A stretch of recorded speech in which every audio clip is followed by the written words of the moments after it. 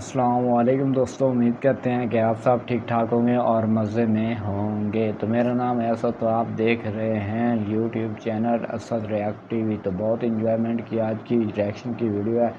तो और वीडियो में देखने को मिलने वाला है कि आर्मी के बारे में कुछ देखने को और मालूमात देखने को मिलने वाली है। तो अभी तक आपने हमारे चैनल को सब्सक्राइब नहीं किया, चैनल को सब्सक्राइब करें और वीडियो को लाइक करें। तो let's go start, enjoy this video. अगर भारत सीमा पर कोई दुस्साहस करता है तो उसका मुंहतोड़ जवाब दिया जाएगा।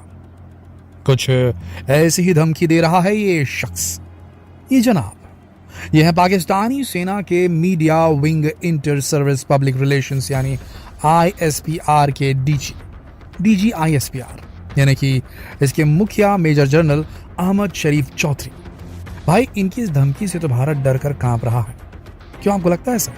उल्टे सोशल मीडिया पर तो पाकिस्तानी फौज के इस बयान पर लोग मौज ले रहे हैं। जी हाँ, कह रहे हैं घर में खाने को दाने नहीं हैं और चले हैं ये नए डीजी ISPR भारत को धमकी देने। वहीं दोस्तों, शायद आपको ये मालूम ना हो कि पाकिस्तान ने अपनी आर्मी के इतने अहम पद पर जिस शख्स को बिठाया है, उसके पिता कभी अल कायदा चीफ ओसामा बिन लादेन के पक्के दोस्त रहे हैं। इनके पिता को तो अभी भी यूनाइटेड नेशन ने बैन कर रखा है। जरा सोचिए, पाकिस्तान किस ओर जा रहा है? जहां देश की जनता दाने दाने को मोहताज है, उस देश में खुलेआम आतंकवाद को बढ़ावा दिया जा रहा है। तो आइए जरा आज पाकिस्तान की खबर लेते हैं और जानते हैं कि हमारे पड़ोसी मुल्क में इन दिनों क्या कुछ हो रहा है या होने वाला है, और आखिर इनकी गीदड़ भभकी में कितना दम है। पाकिस्तान के नए आर्मी चीफ हों या फिर पाकिस्तान के ISPR के नए मुखिया, इन दिनों इनके सिर पर न जाने देशभक्ति का कौन सा जुनून चढ़ा है कि ये लोग भारत को उसके घर में घुसकर मारने की धमकी देने लगे। जी हाँ, पाकिस्तानी सेना की media wing inter service public relations के डीजी मेजर जनरल अहमद शरीफ चौधरी फिलहाल अपने बयान की वजह से काफ़ी खबरों में है। अभी कुछ दिनों पहले चौधरी भारत को उसकी सीमा में घुसकर मारने की धमकी दे रहे थे। चौधरी का कहना था कि जम्मू कश्मीर ना कभी भारत का था और ना ही ये कभी इसका हिस्सा बन पाएगा। ऐसे में अगर किसी ने कोई भी दुस्साहस किया तो उसका मुंहतोड़ जवाब दिया जाएगा। मगर चौधरी शायद खुद ये भूल गए कि वो खुद आतंकवाद से काफ़ी गहरे तक जुड़े हैं। उनके पिता सुल्तान बशीरुद्दीन महमूद के अल कायदा सरगना ओसामा बिन लादेन के साथ गहरे रिश्ते थे। साथ ही उन्हें अमेरिका ने भी प्रतिबंधित किया हुआ है। जी हाँ, वही लादेन जो अमेरिका पर 9/11 हमलों का मास्टरमाइंड था और साल 2011 में एबटाबाद में उसे ढेर कर दिया गया था पाकिस्तान के। सुल्तान बशीरुद्दीन महमूद के बारे में आपको बताएं तो संयुक्त राष्ट्र कहता है कि बशीरुद्दीन ने लादेन से मुलाकात की थी और लादेन को परमाणु हथियार के लिए ज़रूरी बेसिक स्ट्रक्चर और परमाणु हथियारों के प्रभावों के बारे में जानकारी दी थी। पेशे से वैज्ञानिक बशीरुद्दीन पर एक आतंकी संगठन उम्मा तामीर नौ के लिए फंडिंग का भी आरोप है। एक बार सोच कर देखिए, परमाणु हथियार की जानकारी, वो भी एक टेररिस्ट को। दोस्तों, ये जो कुछ सवाल आपने भी सोशल मीडिया में सुने होंगे ना कि क्या होगा अगर पाकिस्तान के न्यूक्लियर हथियारों पर तालिबान या फिर अल-कायदा का कब्जा हो जाए, तो दोस्तों आपको इस सवाल का जवाब शायद इस खबर में मिल गया होगा कि जी हाँ, क्या होगा अगर मिल जाए तो नहीं। यहाँ तो शायद मिल गई वाली बात हो गई है ना। जी हाँ, आप ही देखिए, पाकिस्तान की आर्मी के इतने बड़े पद पर बैठा शख्स, जाहिर सी बात है इसके पास परमाणु हथियारों की पूरी जानकारी भी होगी और कमांड भी होंगी, और इस शख्स के पिता का सीधा सीधा कनेक्शन है आतंकवादी संगठनों से।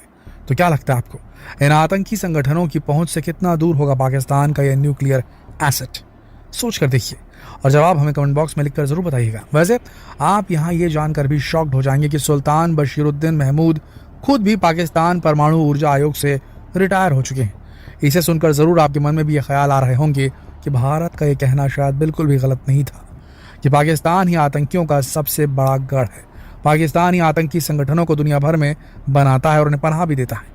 वैसे बात हम यहाँ इन जनाब की कर रहे थे, तो बता दें कि इन्होंने कई ऐसी किताबें लिखी हैं जो धर्म को विज्ञान के साथ मिलाने की मांग करने वाली थीम पर थी। बशीरुद्दीन जी की बात कर रहे हैं। उन्होंने ऐसी एक किताब लिखी जिसमें क़यामत के दिन की टेक्नोलॉजी और मौत के बाद के जीवन को लेकर चेतावनी दी गई थी। इसमें लिखा था, अंतिम घंटा बहुत दूर नहीं है। किताब के मुताबिक अगले 100 साल में दुनिया खत्म हो जाएगी और ऐसे में जीवन का कोई महत्व नहीं है। जी हाँ, कुछ ऐसे ही अजब गजब दावों को करते हुए इन्होंने एक बार ये भी कहा था कि पाकिस्तान जिन्न की मदद से बिजली पैदा कर सकता है।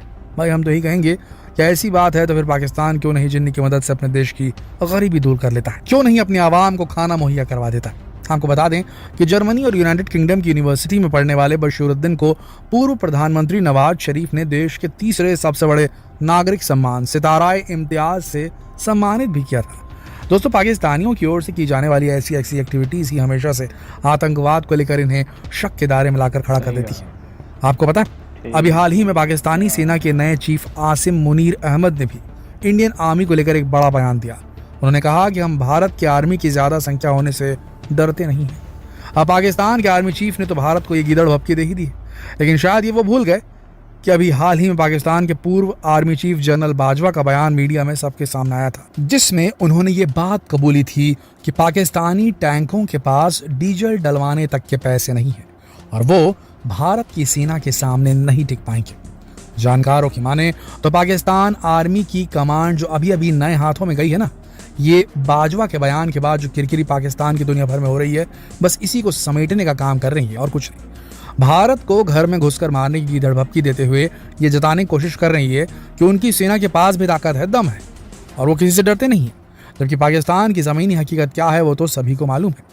वैसे बता दें, ये पाकिस्तान के पूर्व आर्मी चीफ कमर जावेद बाजवा ने जो बयान दिया था कि पाकिस्तानी आर्मी के पास अच्छे टैंक नहीं है, चालू हालत में टैंक नहीं है, उनके पास ट्रक में तेल भरने के लिए भी पैसे मौजूद नहीं है, इस पर मेजर जनरल शरीफ ने कहा कि ऐसा नहीं है, हम किसी भी स्थिति में मुकाबला कर सकते हैं, हमारी सेना इतनी प्रबल है कि हम भारत से लड़ सकते हैं। उन्होंने भारत के पुलवामा हमले को झूठा करार देते हुए कहा कि भारत ने कायर जैसा काम किया, लेकिन कायर कौन है ये तो पाकिस्तान की जनता को भी शायद मालूम ही होगा। अलकायदा और दूसरे टेररिस्ट ऑर्गेनाइजेशंस की फंडिंग पर पलने वाले पाकिस्तान के आला कमानों को देश के आवाम की नहीं बल्कि खुद की फिक्र है। आपको शायद पता होगा, जब ये बात सामने आई थी कि अलकायदा आतंकी ओसामा बिन लादेन पूर्व पाकिस्तानी प्रधानमंत्री नवाज शरीफ को फंडिंग करता था, तभी भी खलबली मच गई थी। यही नहीं, उन्हें लादेन का पूरा समर्थन भी मिला हुआ था। ये खुलासा किया है संयुक्त राष्ट्र में पाकिस्तान की पूर्व प्रतिनिधि और नवाज कैबिनेट का हिस्सा रही आबिदा हुसैन ने, खुद उनके ही लोग बता रहे हैं। खैर, यहाँ आपको ये तो मालूम ही होगा कि पाकिस्तान के विदेश मंत्री बिलावल भुट्टो भारत आने वाले हैं और पाकिस्तानी आर्मी की ओर से भारत को ऐसी गीदड़ भपकी भी उस वक्त ही दी जा रही है जब मीडिया रिपोर्ट्स की माने तो भारत के विदेश मंत्री एस जयशंकर ने बिलावल भुट्टो के भारत आने पर उनसे द्विपक्षीय वार्ता करने से इनकार कर दिया है। तो जनाब, इनका ये गुस्सा कहीं ना कहीं तो निकलेगा ही ना, तो यही निकाल रहे हैं सब, क्या बोलेंगे अब। तो दोस्तों, ये यथास्थिति है पाकिस्तान की, जहाँ के पाकिस्तान के आर्मी चीफ वाले जो हैं, जो उतने ऊंचे पद पर रहते हैं, उनके फादर खुद अलकायदा से मिले हुए हैं। क्या मैंडेट है उनके देश का, कैसे लोगों को उनके कुर्सियों पर, प्रशासन की कुर्सियों पर बैठाया जाता है, किस प्रकार से लोग सरकार चलाते हैं, इनका तो ऊपर वाला ही मालिक है। वैसे आपका क्या मानना है? क्या सबसे ज़्यादा गिरी हुई हरकत नहीं हुई यहाँ पर पाकिस्तान में इस प्रकार के किसी आदमी को आर्मी का चीफ बनाने की? नीचे कमेंट सेक्शन में अपने विचार ज़रूर लिखें और जितना हो सके इस वीडियो को शेयर करें फेसबुक पर, व्हाट्सएप पर, यूट्यूब पर, ताकि ये लोग बेनकाब हो सके। धन्यवाद।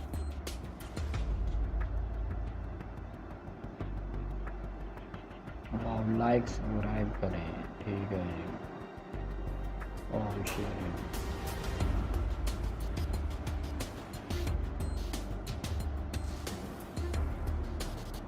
कमेंट भी करें भाई।